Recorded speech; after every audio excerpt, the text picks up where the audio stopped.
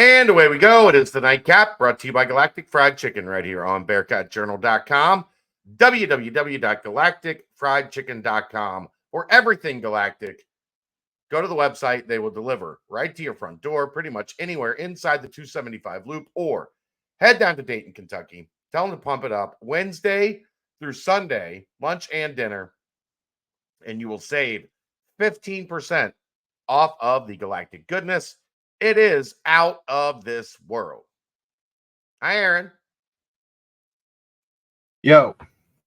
What's going on? Nothing. I'm still tired. I'm blaming the rain at this point, but okay. I'm still tired. Your seasonal depression is back. Yeah. I miss the sun.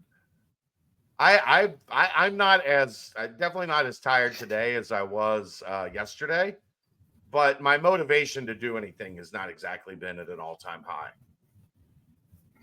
I got a couple things done today, work related and life related, but hopefully by tomorrow we'll start. It's supposed to be nice tomorrow, I think, and then crappy all weekend, but it is what it is. Let's get rolling. There's a topic that kind of popped up. I don't know if it was late last week or over the weekend. We haven't really had time to get to it. I'm sure this will probably also pop back up tomorrow.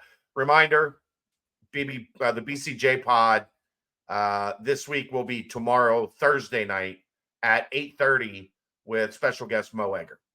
So make sure you are there for that. I'm sure this might pop back up at some point tomorrow night as well. But this is the show that we do topics like this. So over under for the Bearcats is out in most places. We were going over it right before the show. I think DraftKings was the lowest with 5. Most everybody's sitting at 5.5. And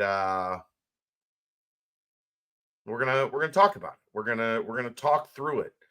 On the surface, I get it. There's a lot of us talking about this team, needs to get back to a bowl game, kind of a best case scenario, 6-6. And if 6-6 is best case, then 5.5 is probably the smart place to put the line, because things are very rarely best case. And that's not saying they can't win more than 6 games. But I think that's kind of the expectation for this coming season, is to,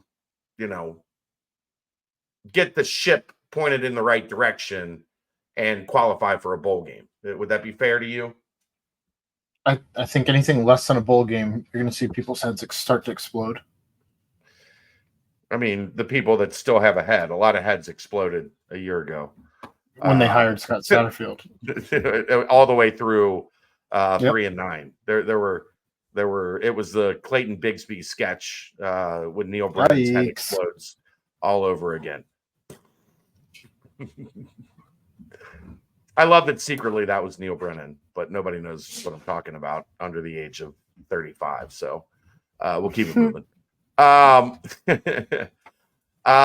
We have talked about this a little bit when the schedule came out, Aaron, that there is an opportunity early in this season to make some headway, to get off to a good start and build a little cushion for the back end of the schedule, which is a little tougher. I do think it's fair to acknowledge the fact that, one, they will have a new quarterback.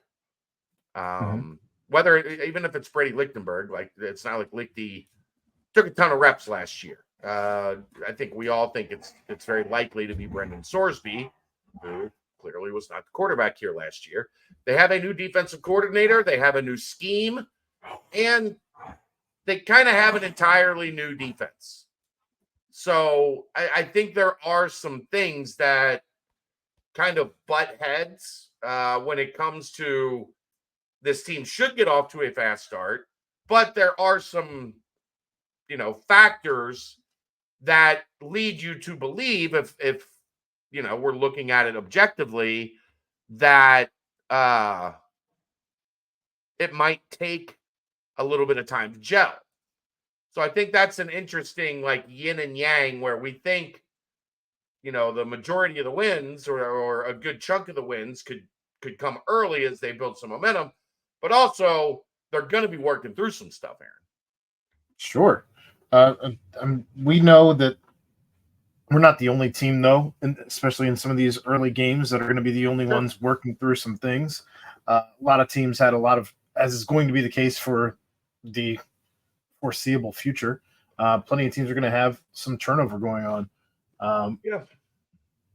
Pitt did all but fire their head coach last season as they switched offensive coordinators, I believe in November. So, there's everybody's going to be going through some different things. So it should be interesting to see how things start to shake out in those first early weeks and before things start to find a normal for anybody. But let's go through it and see if we can get ourselves to 5 wins. I'm sure this is one of many times we'll be doing maybe not this specific exercise, but a similar exercise looking at the schedule, including, right when the season's about to kick off, and Dave and I do our annual season prediction show. But Towson, look, if they lose to Towson, I might real bad. I might turn the website over to you until basketball starts. We'll have to work out we'll negotiate the financials on that. Season opener, you better take care of business against Towson. Pitt at Nippert Stadium is going to be interesting because you expect Pitt to have a good defense. Their offense last year was an unmitigated disaster. Pitt is also slated at 5.5 wins. So I feel like it's fair to call this game a coin flip. You would hope at Nippert Stadium would make that not the case, but they won 0 FBS games at Nippert Stadium last year. So I guess, it happens if it happens, when it happens. Until we see the people who actually start to break these types of things down, I think right now we have to call this a coin flip. Yeah, I think that's fair. Again, I expect Pitt to be good on defense. Narduzzi's a defensive coach. It is his specialty. I would expect their defense to be stout. We do not have much of an idea what they will look like offensively.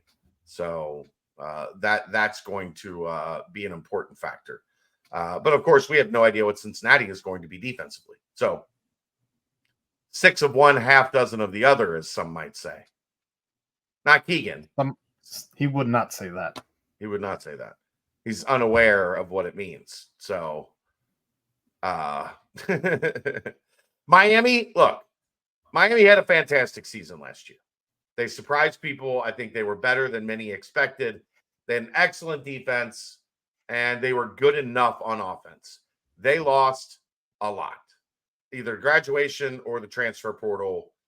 You cannot, under any circumstance, lose to Miami twice in a row. You should also have a very point blank, end of story. Disgusting taste in your mouth if you are anyone on this staff, if you are any player on this team that was here last year. Everything about last year's game against Miami should be the worst memory that you have about last season. Yeah. So I would say worst case scenario, Aaron, in the first 3 games, 2 wins. You would should be worst case. 3. Yes. You would like to think 3, but it's college football. I'm saying if on this path to 6, to go over 5.5, you got to get to 6. That at 2-1, the next 3, 2 of them on the road. At Houston here at Nippert Stadium. New coach, new system, early in the season. You've got to be able to take care of Houston at Nippert Stadium. I agree. Houston is given 3.5. And I got to think that their win total is 3.5. Yeah. I got to think that this one should be. Again, I'm hesitant to say hesitant to say measuring stick game because I don't think this should be that. I think this should just be another sharpening of the weapons, if you will, and getting ready for what is to come in the conference. 3-1 through the first 4. It needs to be minimum, I think. Yes, I think you're right. Texas Tech at Texas Tech. I mean, what's their over under at? 8.5. Yeah, I don't feel great about that one. I was already not feeling great. I was thinking 7.5 was going to be that number. You telling me 8.5, I feel a lot less great. Even after not feeling great to begin with. Probably not putting that one in the May win column. I don't think I'm alone in that thinking. Of course, this is way too early, but I'm with you. I don't know that I'd feel this is one that maybe you steal on the road, or maybe there's an injury that plays to your favor, or maybe the weather is out of control in Texas in late September. I don't know if that's a thing, but I don't feel like it is. Yeah. UCF, another one I don't necessarily feel great about. I don't think they're gonna be a top of the conference team, top half of the conference team. What's their over under? 7.5? It is. Good call. In Orlando, I mean, as much as I hate the place, it's a tough place to win. I would say at best that's a coin flip. At worst, you're talking about a team that can really run the ball against a team that especially the back half of the season struggle to stop the run. So I would probably lean UCF there. I think that we will find out we should have a pretty good idea at that point in the season what this defense is all about and whether or not it can do things like stop a run. So, right.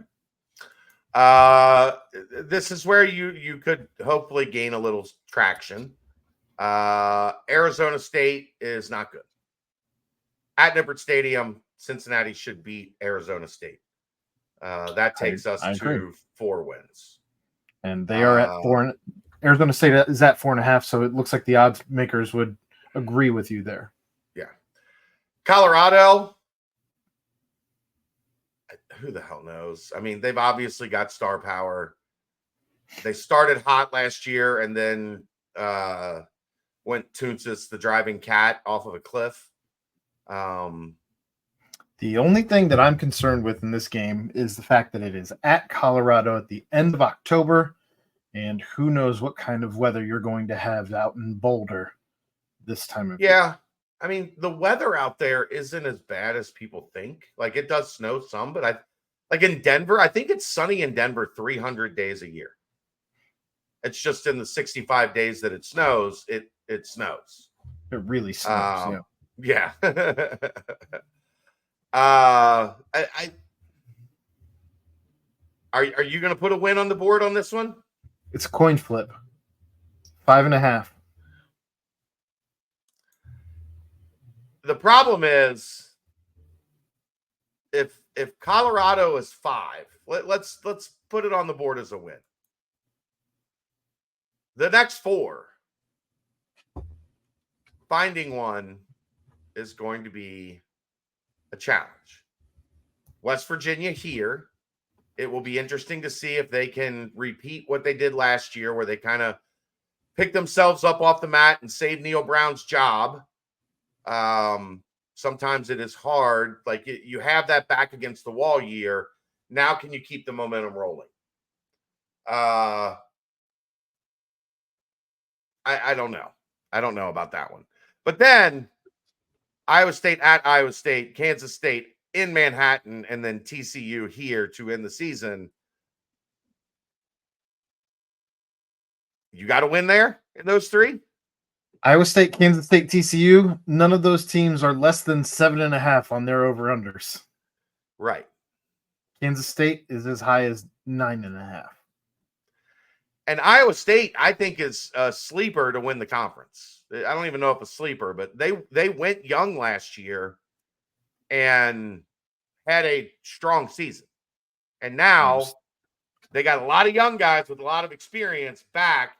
Kansas State will have an explosive offense. They have 2 studs in the backfield, plus a really promising young quarterback. You know what? I'll give them. It's the Sonny Dykes factor. I'll take the Bearcats at home over TCU to end the season. I don't hate that thought. Because we are not fans of Sonny Dykes here on this here program. Are you saying no go with West Virginia either? With West Virginia being at 6.5? I think that one's going to be pretty close. West Virginia beat the hell out of UC last year. They did. And they bullied them. They bullied them. So there's a lot of ground to make up, because that did not feel like a game that was close. That did not feel like a game that Cincinnati just kind of. It was never close. Right. That's what I mean. Like but I'm talking about like 1 or 2 bounces of the ball. Sometimes you throw a ball gets tipped and they go for a pick 6 and the score gets a little out of hand. How much of West that though Virginia bullied Cincinnati? How much of that though was a team that gave up at that point in the season? Yeah, maybe. I mean, that was what their second or third last game of the season. Yeah, it was late. It was very late, and the quarterback play just wasn't there. Like West Virginia's was. Yeah, I'm talking about Cincinnati. The quarterback play here was just a mess. Like winning a game was just not in the cards at that point in time. It was like Pat White, but Matt White.